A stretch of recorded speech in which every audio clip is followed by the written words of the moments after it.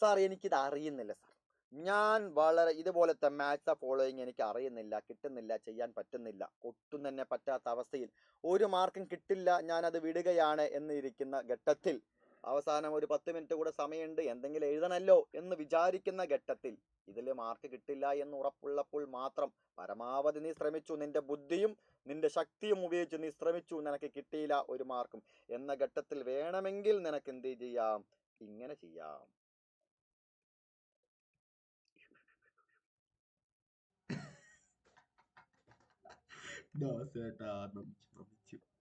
ഇങ്ങനെ നിനക്ക് maths following ചെയ്യാം.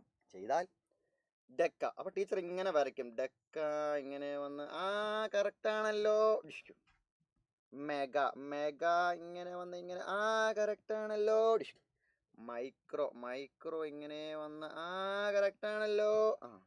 ഫെംടോ ഫെംടോ ഇങ്ങനെ വന്ന് ഇങ്ങനെ കറക്റ്റ് ആണല്ലോ എന്ന്. 1 മാർക്കും കിട്ടില്ല, നമ്മൾ ഫുള്ളായിട്ട് വിടുകയാണെന്ന് വിചാരിക്കുന്ന ഈ ഘട്ടത്തിൽ ചിലപ്പോൾ എവിടെന്നെങ്കിലും ഒരു 1/2 മാർക്ക് കിട്ടിയാലോ. പാലക്കാട് എപ്പോൾ വരും ദാസേട്ടാ ഈ ബുദ്ധി പറഞ്ഞു?